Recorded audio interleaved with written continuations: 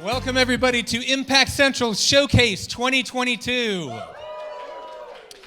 This is the best impact event in London, the UK, and probably the world. But it's fantastic to see everybody here tonight.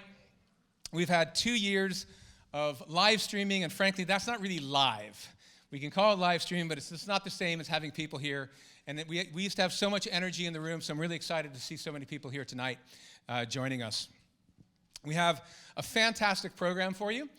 We have a number of guests joining us, special guests. You're all special, but we have some extra special guests who've come to join us tonight. We have David Hieatt, a fantastic entrepreneur. He is the founder of Hyatt Denim and also the Do Lectures. And he'll be talking to us a little bit about some of his observations with entrepreneurialism. And we also have Rob Wilson of Toast. For those of you that haven't heard, or you've hopefully been trying Toast Ale downstairs, but they are transforming the beer industry one slice of bread at a time. And Rob will be taking us through a beer tasting later on, so we have that to look forward to. And we also have two of our alumni, and they will be coming on stage, and we'll be talking with them about one from our first cohort, almost 4 years ago now, and another from our third cohort. And we'll be hearing from them about their businesses and also their impact and how they've been helping women who have had some of the most challenging circumstances to overcome. So really looking forward to that. But of course, the stars of our program tonight are our founders from Cohort 8, who have been on our 6-month accelerator program. We're right now halfway through the program, and we'll be hearing from them tonight. They'll be telling us about their businesses and about what they're going to be doing with their impact. And it's just, we're so excited to give you an opportunity to meet them tonight. I'm Gordon Eichhorst, one of the co-founders of Impact Central, along with Sarah Louise Martin and Ian Smart. Give a wave there, Ian and SL. And for the last 4 years, I've been banging the drum on impact businesses, impact startups, impact investing. And sometimes I wonder if we're making any progress. And the reason I say that is because earlier this week, I got a text from a business school colleague of mine, and he had asked me, okay, what are you up to? And I talked about that. And he said, oh, okay, impact investing.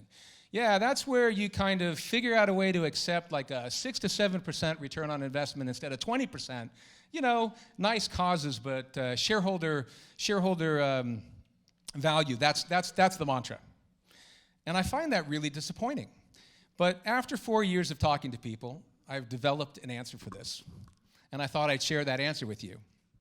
So I turned to him and I said, well, okay, shareholder value. So you're probably an investor in Coca-Cola because, Coca-Cola has a global brand and is definitely a champion of shareholder value. In fact, one of the world's most famous investors, Warren Buffett, is a major shareholder in Coca-Cola. They make great profit, they pay great dividends. But then you also have to know that Coca-Cola is the world's largest plastics polluter. Every year, they contribute 2.9 million tons of plastic into the environment. And that's not even talking about the impact that they have on health through obesity and type 2 diabetes and other problems because of their product. And it just seems to me that, as a business, they should do something about this. And in the 80s, they thought they maybe would. And the Coca-Cola company, they said, okay, well, we will give 1% of our operating income annually to charities in Atlanta and around the world to kind of do a good thing. Now, I don't know about you guys, but I just don't think 1% is really going to do much to solve our plastic problem, which they're actually a big part of. And I just feel that, for business to, in terms of good business ethics, shouldn't they be covering the cost of the damage they inflict before they start paying profits out to shareholders? And that's why I'm so excited about working with impact startups, because impact startups go so far beyond that, right? I mean, they're not just covering their expenses, they're actually going beyond that. They're profitable businesses that are actually helping us reinvent the planet, bring us back to a better place, take us to fixing the environment, fixing the social problems that we have. And on the financial return, well, we've had a number of great impact startups through our program, and some of them have returned more than 10x in value to their investors already. So that's 1,000% over 3 years. So if any of you are investors looking for a better way to get out of Coca-Cola, There are some gentlemen in the room, our partners at Opto Impact Ventures, who are launching a fund to support that. So I would ask you afterwards, maybe find them out and think about a different way that you might want to do your investing. Well, now that I've warmed you up, it is my great pleasure to introduce our first presenter this evening from our cohort 8, and that is Claire from Kidder. Please give a warm welcome.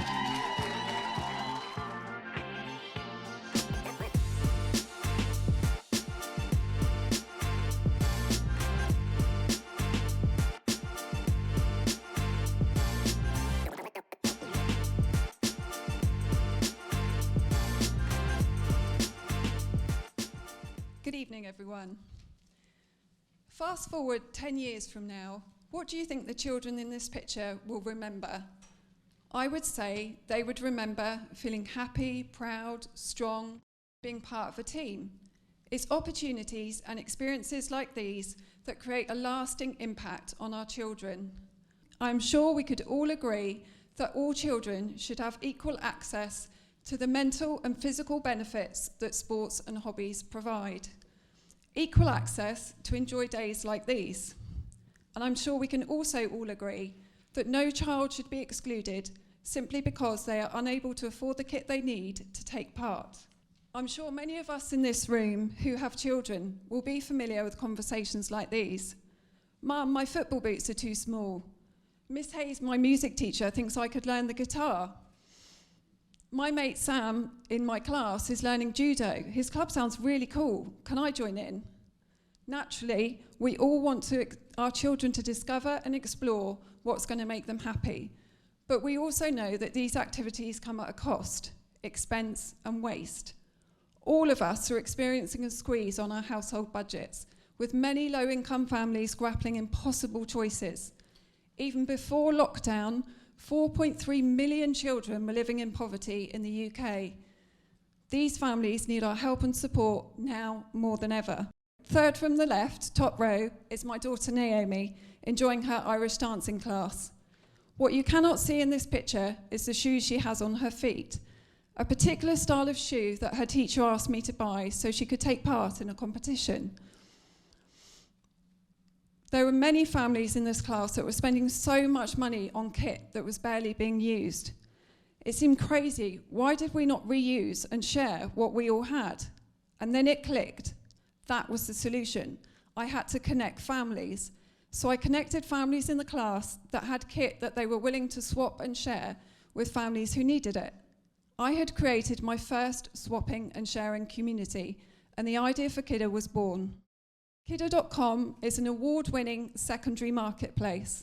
We enable families to connect, to swap, sell, donate, or shop for children's pre-loved kit. Using unique functionality, our members connect with each other. We now have over 200 families in our Kidder community, both here and the US, helping each other to save money and repurpose sports, hobby, musical, and technical equipment. A simple, affordable, sustainable solution for everyone. Our business model spans both B2C and B2B. Our families pay a £3 monthly subscription, and for our corporate partners, we will charge a 5% commission on transactions initiated through them. But we don't want to stop here. There's further functionality that we would like to create to further benefit our Kidder community and our corporate partners. When we have been able to achieve a critical mass of both members and kit uploads, this will allow us to make further donations to charity to bring more disadvantaged children back into sport. A true circular model of reuse and re-love. Later this year, we would like to apply for investment to turn these ambitions into reality. So, if you like what you've heard about the Kidder concept, I could really use your help. Have a think about what you have lying around at home that potentially could help another family, potentially give the gift of opportunity to another child. Or perhaps there's someone in your network that you could introduce me to, someone perhaps who works for a large membership organisation or a sports academy. We are actively seeking a corporate partner to run a pilot scheme. Partnering with us at Kidder will enable them to generate additional revenue streams through repurposing pre-loved kit. and enable them to meet their sustainability targets, and for us to gather critical impact data. So I just have one last thing I'd like to share with you. Just imagine if every household in the UK was to upload just one item of kit that they no longer needed. What a fantastic resource of affordable, sustainable kit we could create for our children. Thank you.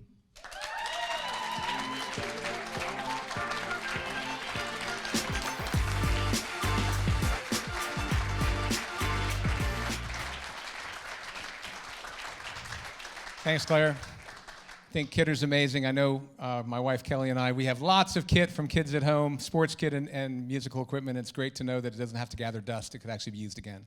So thank you very much. Unfortunately, we have been hit by COVID, and our next guest, David Hieatt, was unable to be here in person. But fortunately, Sarah Louise, one of our co-founders, managed to arrange to speak with David yesterday morning, and we've captured that on a Zoom. And we're going to show that discussion right now on the screen. So please, if we can roll the tape and show the discussion with David Hieatt. I am delighted to be welcomed here by David Hieatt. Thank you so much for joining us, David. It's an absolute joy to have you with us. You are the king of purpose-driven brands yourself, and you've done some really interesting things in your career. You started at advertising firm Saatchi & Saatchi, and then you went to start the outdoor clothing brand Howie's, and since then Hiut Denim, and most recently the Do Lectures. And you've really been pioneering doing business differently for quite some time. And you're probably a lot further down the path than some of the amazing purpose-driven businesses that we're working with here at Impact Central. What was it that really took you on this journey? I just figured that if I was going to go and run a business, I quite like it to be one I liked. And I didn't want to separate my, let's go and do a business with those values and come home with a different set of values. And I didn't want to separate them. And I'm going, why can't I take my values to work? Mm-hmm.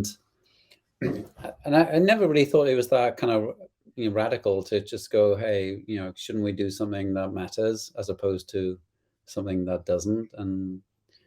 But a lot of people thought it was quite different. But I was only trying to do it in a common sense way, but which wasn't that common, it turned out. I mean, less so now, I think more, especially young kids now, just like they want to go and do something that matters. And I think that's great.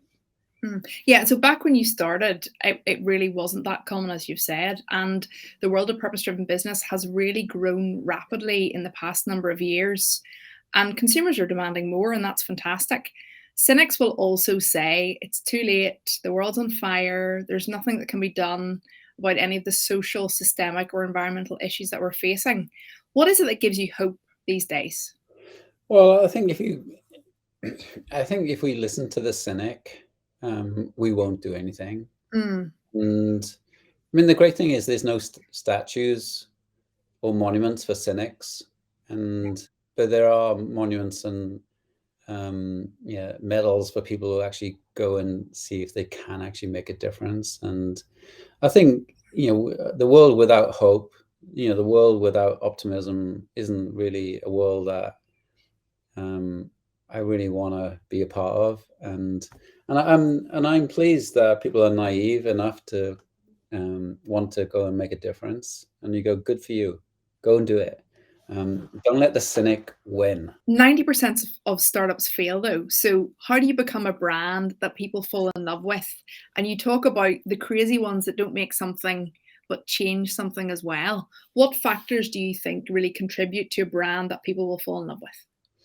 Well, I think some people make the mistake of they go into business just to make money, and then when they're not making money, they sort of quit on it. But if there's something you desperately want to see, happen, like a change happen, it's much harder to go and quit on something that's so important to you. So you figure stuff out, because every business has its challenges. Every business has its struggle years. Every business has its like turning points, which means that you're closer to failure than to success. But I think if you have something that's so important to you, that gives you that grit and that determination, then that will mean that you'll keep going. And I feel like the biggest gift you can give to your idea is not to quit. Yeah. And that's where I think purpose and fulfillment really come into play, where you just go, and there's something there that's so important to you that you just keep going, and you just keep going. And in the end, like most businesses are the fact that you prevail. Yeah, totally. And purpose means you have that determination. There's something inside you where you just go, I've got to relentlessly do this because it's so important to me. Yeah. And sorry, go ahead. And I think what your job is as an entrepreneur is to bring your community along, and your job is to make it as important to them as it is to you. And that comes into the storytelling aspect, and because you can't do it on your own. And nor do you want to do it on your own. It's kind of lonely. Totally. And I think as well, the temptation is for us to want our startups to really demonstrate growth as a success metric, and growth at all costs. And you're under so many different pressures to do that. Yeah. And you've taken a slightly different approach, and I'd love to interrogate that a little bit more. So one thing I've heard you say is try to be good at something, not big at something. What does that look like? Yeah, I mean, we have got seduced by this, like growth hacking metric of the only things that matter are things that scale. And it's actually not true. And because there was a really great piece of advice by Paul Graham at Y Combinator, and he gave the advice to a couple of startup founders who were struggling, and they only had 50 customers.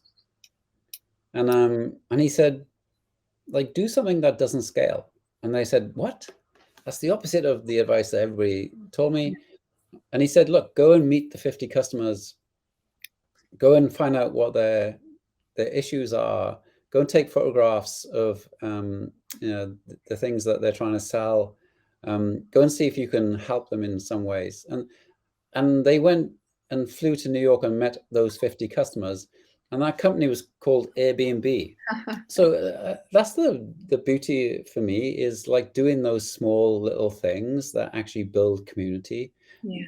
For me, like the brands and the businesses of the future are all based on community. And that community could be the thing that you want changing in this world, right? So it's not just like the community is your purpose sometimes. Yeah. And very often that way. So I feel like I'm sort of like happy that knowledge is in my brain, because I'm like going, I cannot believe that. I think that's the future of business is community. And I'm going, that's a nice thing to know. And what one piece of advice would you want to pass on to anyone considering growing a purpose-driven business today? I think everyone's trying to, like go after the big win. And I think big wins are actually quite rare. Like the reason you hear about people winning the lottery is so incredibly rare. But I would pursue this, is what could you do for 20 minutes each day? And 20 minutes a day, and just like relentlessly do something. So like I'm doing like blogging 20 minutes a day, 10 minutes a day, but I'm doing it 300 times a year. And people go, it's just 10 minutes a day, it's 20 minutes a day. But what small action could you do relentlessly? Because over time, it's the big win. Full of amazing, pithy one-liners. Love it. Finally, my final question. What is keeping you sane right now? The fact that Liverpool could actually, and all 4 cups. No, I think it's there's a like for an entrepreneur, you're in the most incredible, biggest personal development program you've ever done, and it's called entrepreneurship. And you have to go and look after yourself, and you've got to find a way to detach yourself from the things that don't work and suddenly the things that do work. And your day isn't reliant on just those things. Yeah. And you've got to find some kind of way to go through life and actually, find some kind of joy each day, regardless of, oh, this is, my business is going well, or this thing's going well, but just for you, yourself, just going like, you've done your best today. Yeah. Joy hunting just for you. I really like that. Yeah. That's awesome. In the immortal words of S.L. Martin, so many pithy one-liners. I love that. Actually, my favorite is that they don't make any statues for cynics. I thought that was awesome. The great thing about, well, not the great thing, but one thing about having David not here is that was actually a 30-minute interview. And you can catch that on our YouTube channel. So thank you, SL, for doing that interview with David Hieatt, and thanks to David Hieatt. It's now my great pleasure to introduce our second presenter from Cohort 8, and that's Renica from Houde.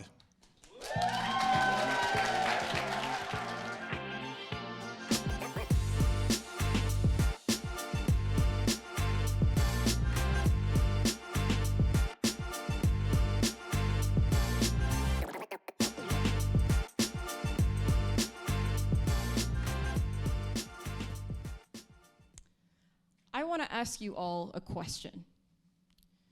What do you think about when I say the word onion? I like that. All great answers. I was going to suggest something tasty, perhaps. Or maybe something that makes you cry. What if I told you onions could be our heroes? Could you imagine a world where we're plastic-free because of them? I'll talk you through it. I'm Renica, and I'm the founder of Houde. I'm a material and textile developer, and recently I've been focused on the issue of single-use plastic waste. Now, I don't need to tell you how bad it is. We all already know. But I will leave you with this. At this moment in time, it's estimated that each of us are ingesting 5 grams of plastic per week. That is the equivalent of a credit card. Now, I don't know about you, but that doesn't sit right with me. Companies are out here talking about reducing, recycling, and sorting plastics. I'm out here to eliminate it. And how do I propose to do that? Well, food packaging is one of the categories most notorious for the single-use plastic pileup we see around us. Houde is a material innovation made out of onions. Using chemistry from molecular gastronomy and food-grade materials, we've created a material innovation that can replace plastics in food packaging.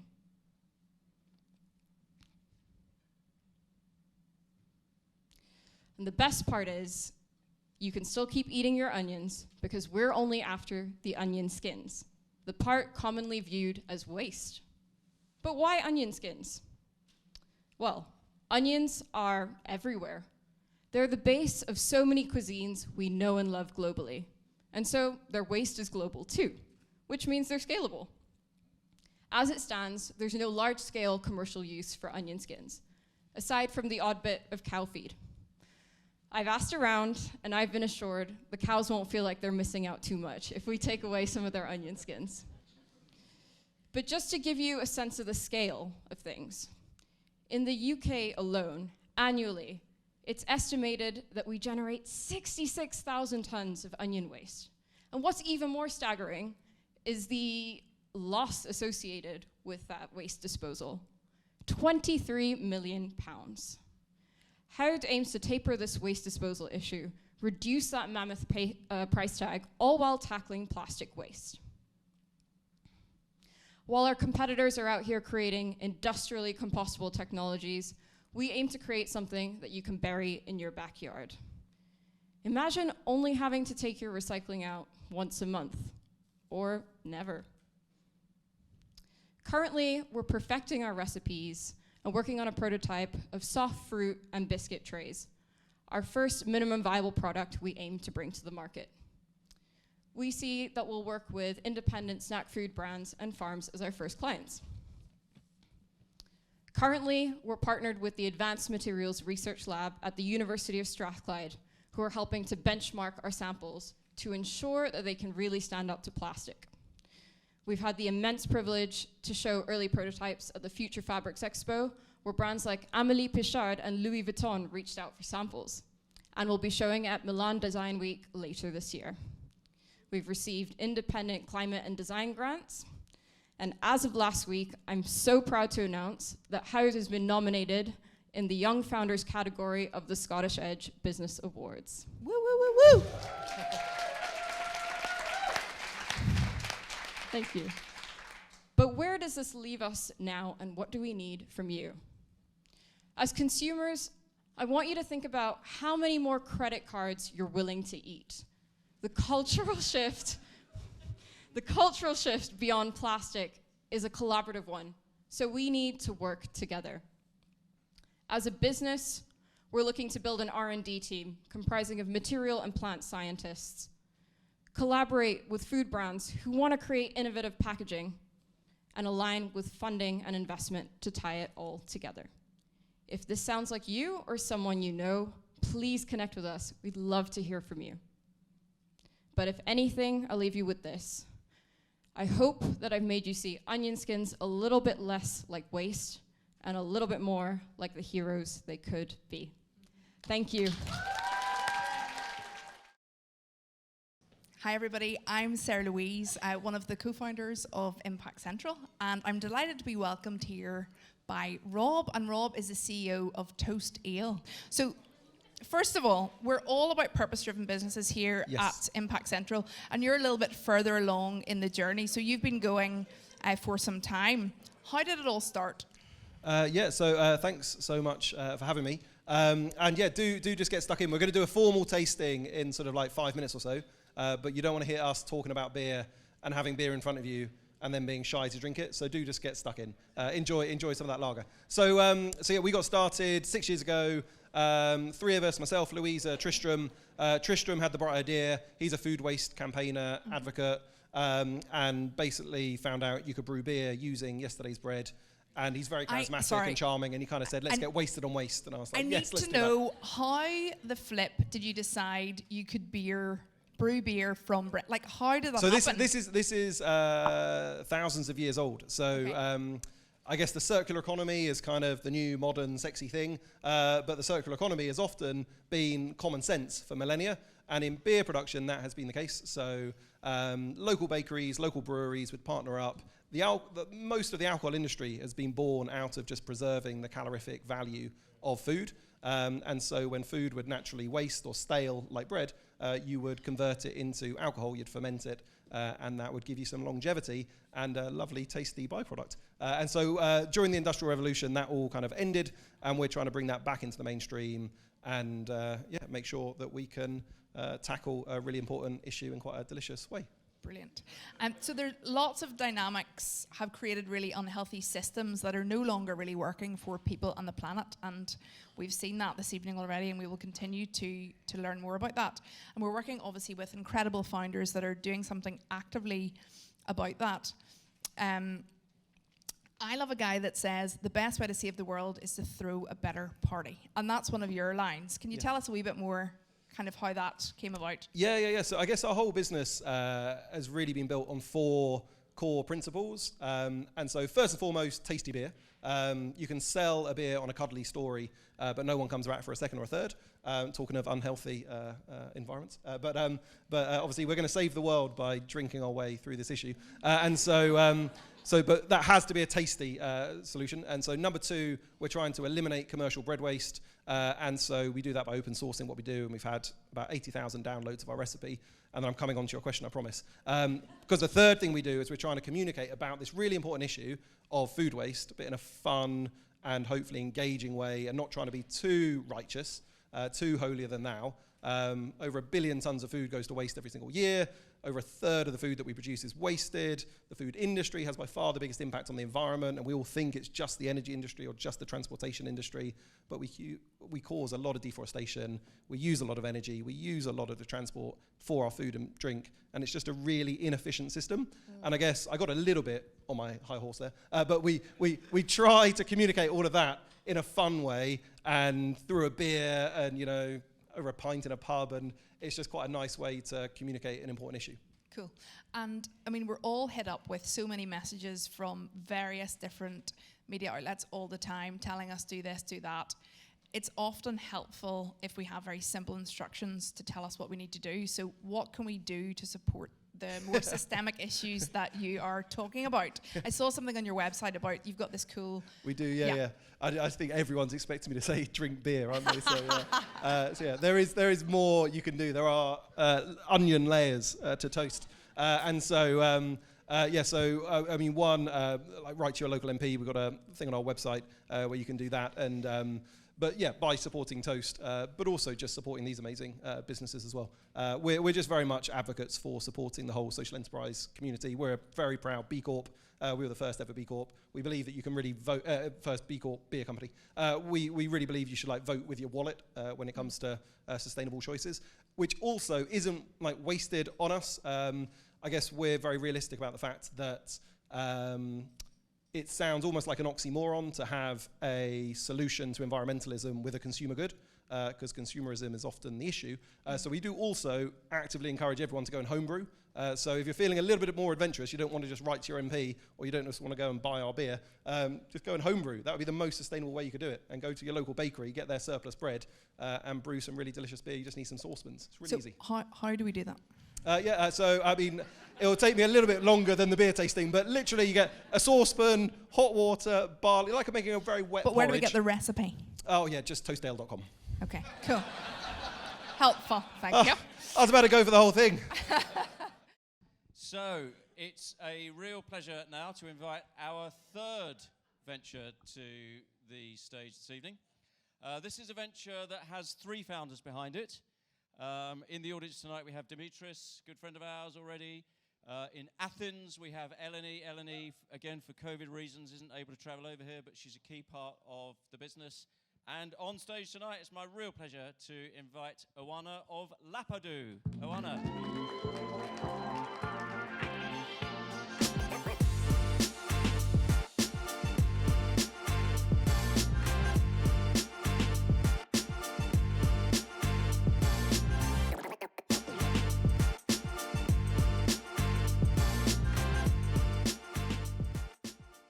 Hello, everyone. Let me ask you something. How many minutes did you spend today to decide what to wear? 10? 20 minutes? And when was the last time when you actually pick up an outfit and you felt good wearing it? Don't feel bad about it. It took me 1 month to decide what to wear today. And as you could imagine, I have a wardrobe full of clothes, but still felt like I have nothing to wear. If you think about it, we come across this challenge every day. And we do spend 15 minutes every morning to decide what to wear. And most of the time, we're not so happy with our choices. So we often go into the fast fashion trends, and we end up buying things that we only get to wear once or twice. And this problem increases the number of overconsumption and also aggravates the overall environmental impact through the textile landfill and the waterways all over the world. So I'm Oana, and let me tell you why we're building Lapadu. Lapadu is a digital wardrobe in an app. So think of it as your pocket stylist that advises you every day what to wear by combining clothes that you already own. So Lapadu already knows what's in your closet because you put it there. And whenever you buy something new, Lapadu gets updated. You can even share your digital wardrobe with your friends. And they can also provide different ideas of how to mix and match your items in order to create outfits. Lapadu also helps shop and consume more mindfully by bringing back the trend of caring about your clothes and become more conscious consumer. Lapadu will also suggest to buy or purchase sustainable, pre-loved or rental items. So now our platform is growing, and we want to put you in contact with professional stylists, and also our AI engine will also be able to give you suggestions of what you can wear every day, depending on your context, the weather, the type of activity you are attending, or overall your style. So, why we are building Lapadu now?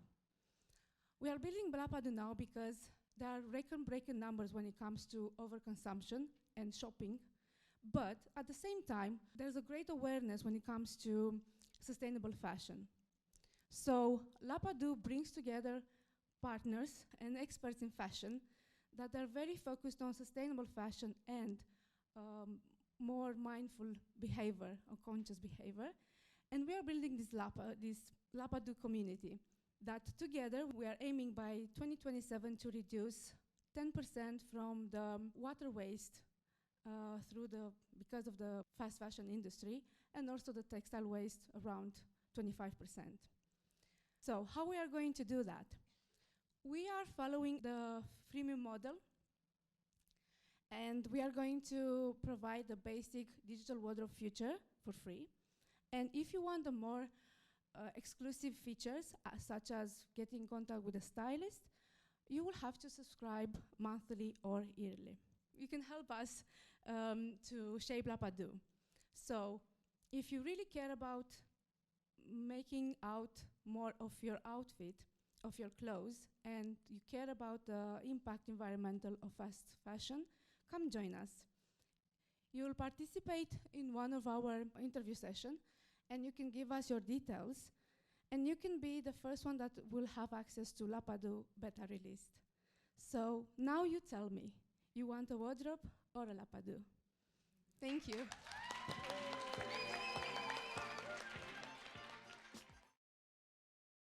You both have completely different businesses, but both very involved with helping women. So it's great to have you here and to hear some more about what's been going on at your businesses. I think, Naomi, you were on our first cohort.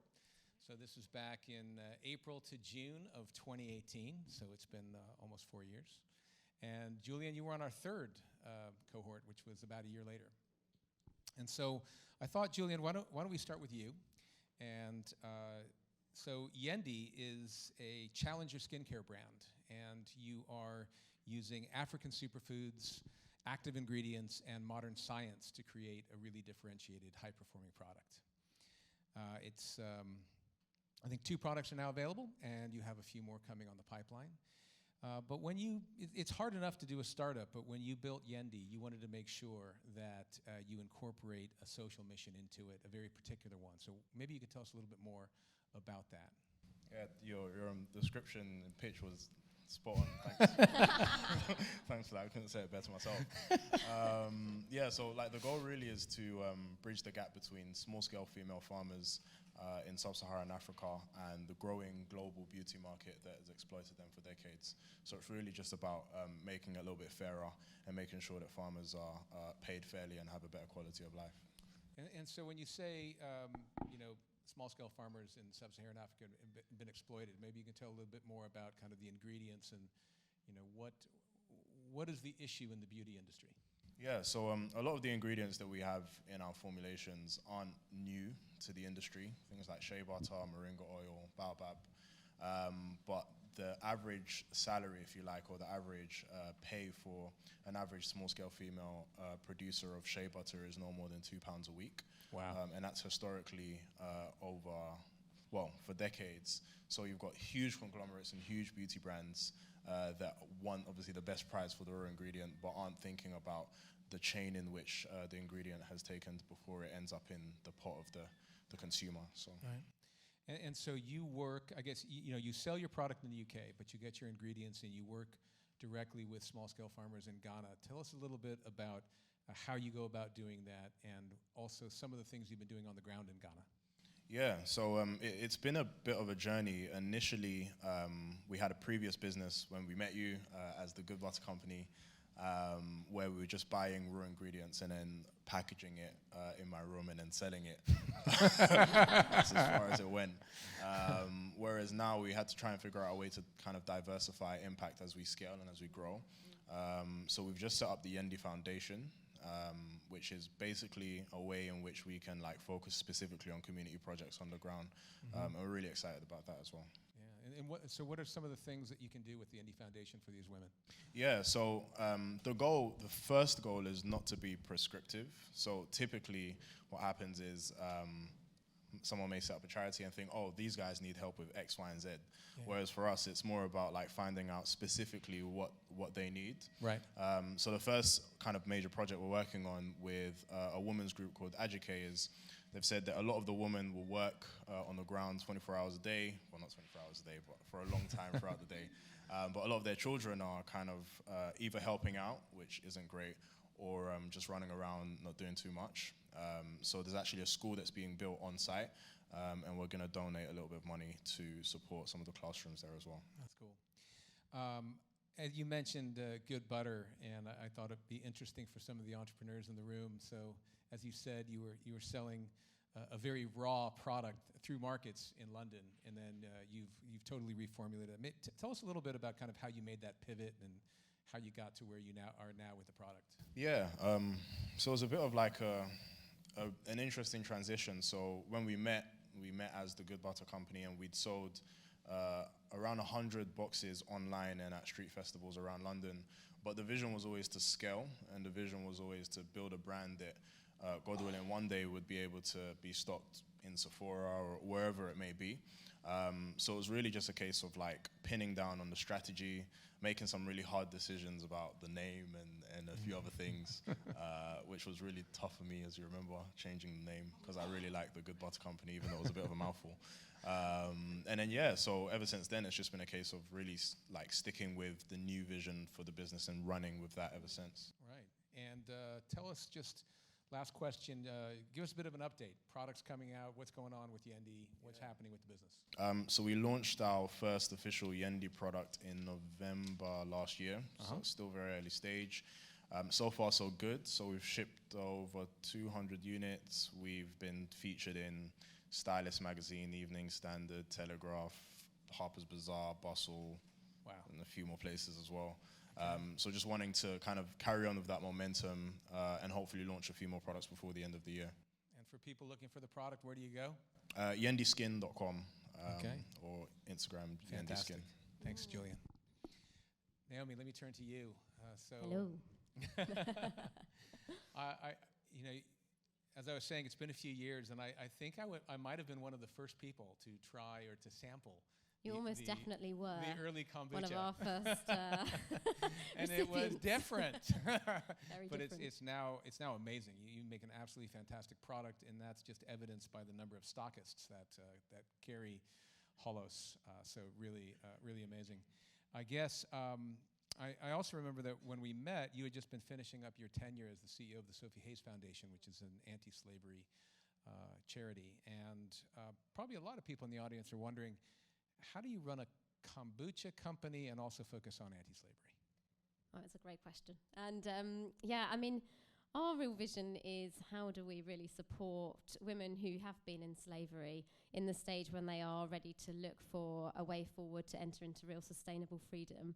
And from the work that we did as co-founders pre-Holos, working with women here in the UK, further afield, just over and over again, we saw the real power of employment in bringing that real sense of not just kind of economic inclusion, a way to make money, but actually belonging, a sense of purpose. We've heard a lot about purpose today and the power of kind of going after something and having a goal and actually providing that space. And so the main way that we do that is through providing paid work for survivors of slavery right here in the UK, through our sales and manufacturing teams. And then we also try and just use our brand. So I couldn't resist bringing a little bottle up here. You can get hold of some of this right downstairs in the bar. So do grab some, have a try. I'm going to put this down, because otherwise I'm going to spill it somewhere. There we go. So it's trying to build a sense of our kind of voice, I guess, through being a brand that's on the shelves of different retailers that people can pick up, can touch. You know, there's a key message we can send out there about fighting slavery, the fact that slavery does exist in the UK today, and just building that real awareness and that voice across the UK. Yeah. And then a legacy as well. So when we set up Holos, we gave 25% of the founders' shares into a foundation. Very similar sort of approach to you guys. So more than 1%. Yes, yeah, more than Coca-Cola. Yeah, that's right. So set aside a quarter of the business to say, you know, whatever happens, let's make sure this is really at the heart of what we're doing. Right. And I think it's really interesting how kind of societally or from a governmental perspective, when we come across vulnerable people, we create programs where we almost try to like shunt them away to protect them. Yet you talk about the power of employment. Maybe you could just talk a little bit more about the importance of employing people that have gone through something as bad as slavery, and also how you work with the foundation in that regard. Yeah, I mean, one of the women that have worked with us probably says it much better than I could, and the way she described working with us was it gave her a sense of purpose and validation in society, and that actually was much more than we thought we'd be able to create. And what we realised is there's something just about actually belonging that's very important. And you know, each of these women come from incredible backgrounds with talents, with skills to unlock, and it's about how do we just make it easy, make that first step back into work or in for the first time as easy as possible, so they can go on to achieve whatever that might be. And a lot of it, I think, is also just being shaped by, you know, their experiences. Everyone is different, and they might need different things. So, you know, Holos is gradually becoming a really interesting, powerful brand with a lot of following, a lot of stockists, and building brands is actually quite a long and challenging process. I thought maybe you could tell us a little bit about how that's gone over the last few years and where you've gotten to most recently. Yeah, I mean, it's today, just to say, I've absolutely loved tonight. I think everyone has been so insightful, and I really resonate with a lot that's been said. I think, Rob, how you were saying about the importance of quality product, and that has been at the heart of building the brand for us first and foremost. How can we keep it small batch, keep it authentic, great taste, and win those great taste awards?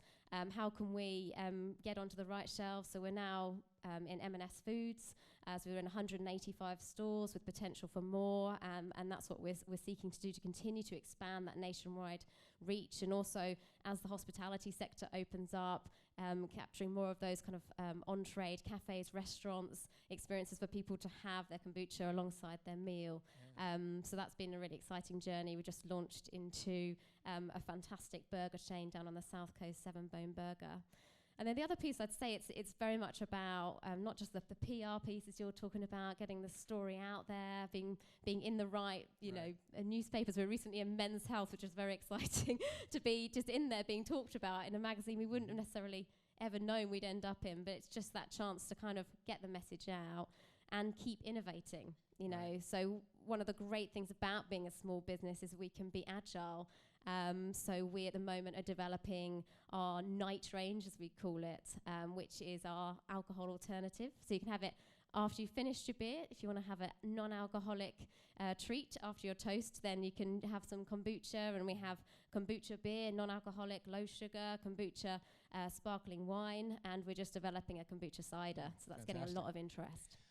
I can't help make a great point here about what I was talking earlier on financial return, because you know, as I mentioned, when you came off the accelerator, the product was very early. I mean, you were really, I know you and Tom especially was spending a lot of time on brewing it, changing the taste, changing flavors, doing all kinds of things. And you came off the program, and a couple months later, and there's actually a couple investors in the room here that invested in your business. And at the time, it was an SCIS investment of, I think 60,000 was the first slug, at a 500,000 valuation. So if those of you aren't familiar with SCIS, you get a 50% discount on that. So they got 60,000 pounds of investment, but it only cost them 30,000 pounds.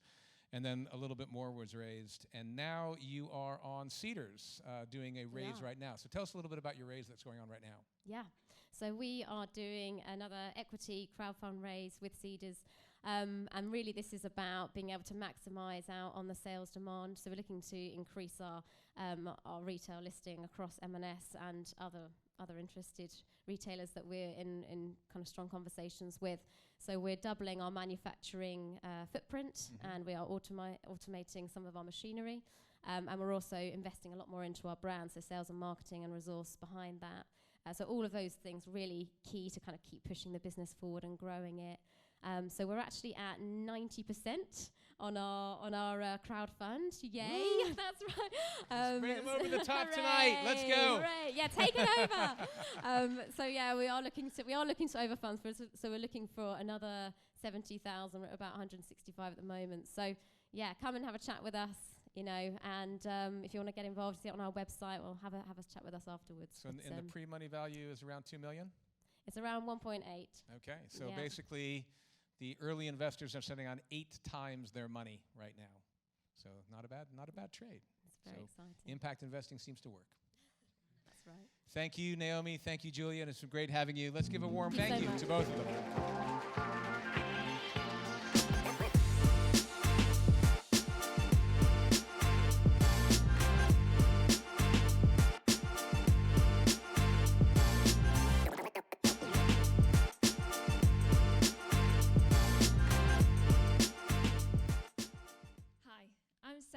And I'm the founder of Borrow. Borrow is reinventing the way we dress our babies. My baby daughter Eva was born 18 months ago, and every 3 months as she grew, I had to buy her a whole new wardrobe. And I had 3 options, the same 3 options we all have when we're buying clothes. I could buy cheap clothes from the supermarket or high street, but I didn't want to contribute to that kind of disposable consumption. I could buy ethical, organic clothes, but I didn't want to pay £30 for a baby grow she might only wear a few times. Or I could shop secondhand. And if any of you have small children, or maybe you know a tired parent, I hope you can sympathize with me when I say I just didn't find the time or the energy to go around charity shops or trawl the resale sites. And in fact, the problem with all these options is that after only a year, I would end up with a huge pile of outgrown baby clothes that I would then have to sort, store, resell, donate, or recycle. It just doesn't make sense to buy something you only use for 3 months. It makes sense to borrow it.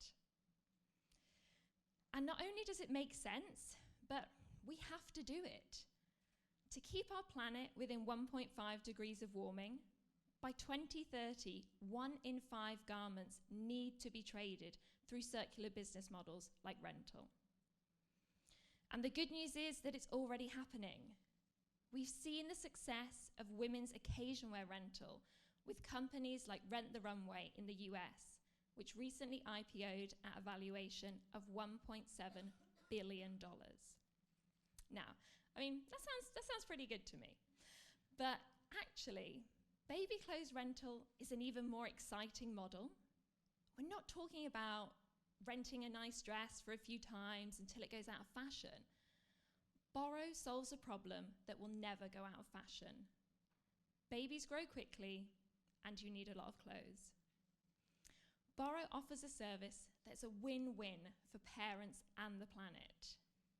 Renting baby clothes is convenient, renting is affordable, and renting is even more eco than buying secondhand. So, how does it all work? Well, more great news. It's just as easy as online shopping. You go to our website where you'll find the best organic, ethical brands.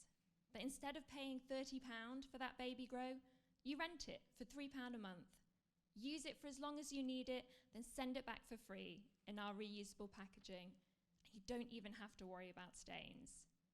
We use professional cleaning to get the stains out and keep garments in the loop for longer, making it a really sustainable choice. So we launched in December 2021 to great reviews from parents who love the convenience, affordability, the fact they can give their babies the best clothes and protect their planet. I'll just read this review by Danica, which I think sums it up really well. Ownership is so last year. Renting is the way forward. Great quality, sustainable, beautiful clothes that I honestly wouldn't have been able to afford to buy new, that we can wear and return ready for someone else to love when our son has grown out of them. What's not to love?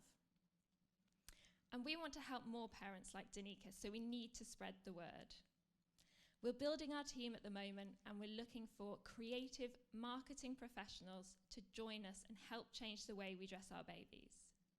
So if that could be you, please get in touch. I'd love to talk to you. A wise person once said that we don't inherit the world from our ancestors. We borrow it from our children. So let's make the right choice for our babies and borrow it. Thank you.